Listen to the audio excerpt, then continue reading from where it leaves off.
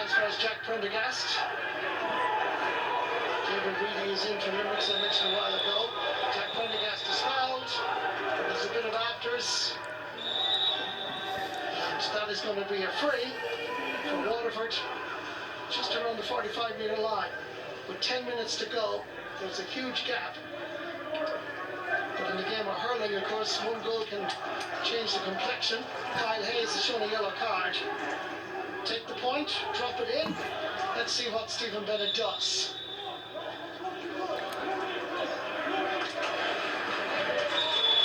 Decision is to take the point. Reduces Limerick's lead slightly. Limerick 26, Waterford 18 now. Kyle Hayes is behind him if he needs him. And it's a little 1-2, and away goes Reedy. Good use of the hand pass. Declan Hannon was involved. Tom Morrissey shoots, and that ball is wide. So intricate though again, Marty. You know, no panic. Just work it out. Use the hand pass. Play it through the hands. To have the skill level. It doesn't break down. The bad wide at the end of it, but there's still a clear-cut chance that they create it from now. Pulled out by Stephen Bennett. Picked up by Austin Gleeson. Jack Prendergast is available, but Gleeson has the skill, has the stick work, and he's also got the point. Yeah, I think it is. Kenny O'Loughlin from Kilmallock, the Waterford management team, just slightly bewildered at the moment, because I think no matter who's playing today, Limerick were going to give a display like this. They're just awesome. Full credit to them. Coming across is William O'Donoghue.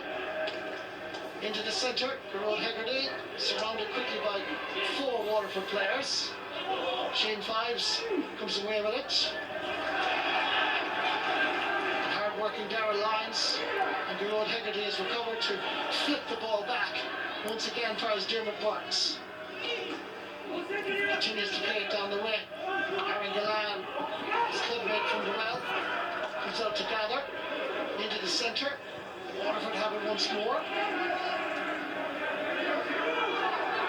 Shane Fives has impressed, so too as Darrell Lyons is being introduced. And once again, Desi Hutchinson will chase this. Performing well at top of the right. With little support coming from outside at the moment. And Limerick have it again with Kyle Hayes. Masterful display at left half back. Coming over first Tom Morrison. Equally awesome.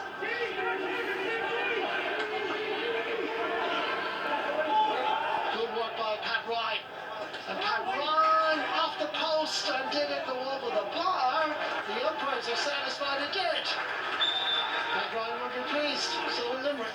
It worked hard to get away from Shane McNulty and needed the help of the post here to deflect it in between. Men along the goal line, stopped by Nicky Quaid. Just backs it out. Fires David Reedy. And company, out fires Dermot Burns. 3 minutes of additional time has just been announced. 10 points between the teams. Limerick look home and hosed at this stage. And that has also gone to the wrong side of the post. It really is an awesome display. Remember, coming into this All-Ireland final, yes, we knew Limerick were going to be the favourites. Yes, they'd beaten Waterford twice already by 4 points. But they just seemed to just draw breath and energy from the challenge, and look what the games. See Darragh Donovan and Kyle Hayes, John Kiley trying to manage things. Mike Reardon, the Limerick County Secretary there, fully recovered from an Achilles ankle injury recently. And Limerick, knowing now that Lee McCarthy is returning to Shannon's side. Although I know that Croke Park have announced that the Cup will not be going, and I think that's a great decision by the GA and by Croke Park, because all the provincial councils have been doing that, because we have to remember we are very much living through this pandemic. Absolutely, it's been brilliant to have the championship. That was the main thing, and bringing the Cup home won't be a big deal for Limerick. Winning is what it's all about. And Marty, just thinking about next year already, these lads go for 3 in a row with a young, very, very young team, an age profile, and getting better all the time.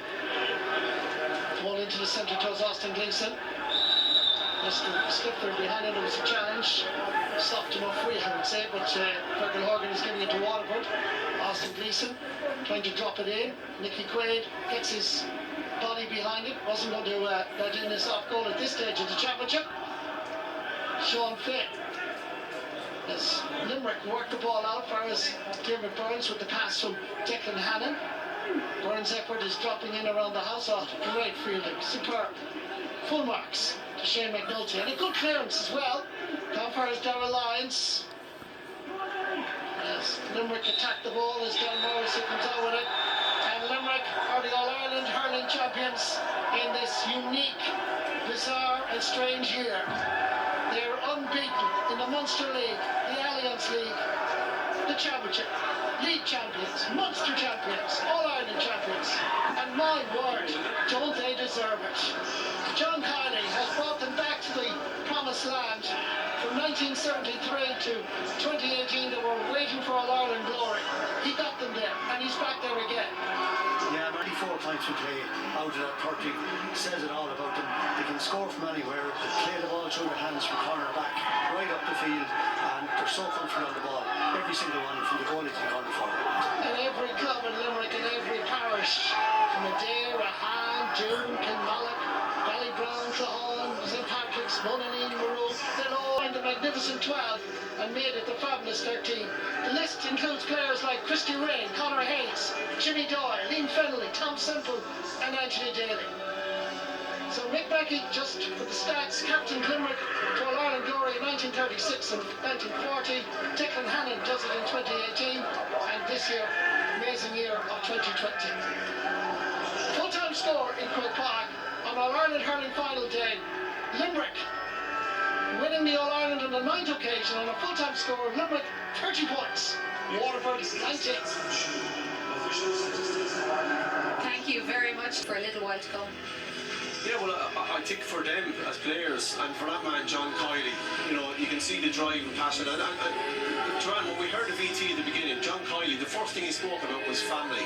Sean Finn appeared on the screen, he spoke about his club. That is the ethos of the GA. That's what they stand for. Their core values, the standards they set, is the reason why they're here today. And they will be back again. There's 12 of those players between the ages of 22 and 26. They're hitting the peak of their powers, and it was just a phenomenal performance. They're jumping up and down and in each other's arms, and knowing that their parents and their friends and their siblings and everybody are at home and they're watching in the same way that everybody else is. They kind of, I don't know what it does to your heart watching it. It gives you mixed emotions. I know it does, John, but I still think it's magnificent. I think there's joy in every end of Limerick, right from the Clare border down to the Cork border, across to the Tip border, and their parents will be so proud of the way these guys have carried themselves right through the year, and they're a fantastic team. Like a lot of people spoke about where they dipped in the last two games. Like, you have to give credit to the other teams they met as well, and but they did save the best for last here on our. To say, a lot of great work done at underage to bring in these players, but John Kiley has been the guy to put the team, the glue, to put the team together, and I mean they're going to be there for a while. There's no doubt about it. Yeah, it's hard to see. Like you mentioned John Kiley, mentioned the Paul Kirk as well. Coached 3 All Ireland winning teams now, 1 with Clare and 2 with Limerick. You see Caroline Kerr there. All the pieces of the jigsaw have been put together. Of course, Kiley's the man leading it. He's the boss. He's in charge. He's playing the game at such ease. They've got power, skill, pace. They can play it long, short.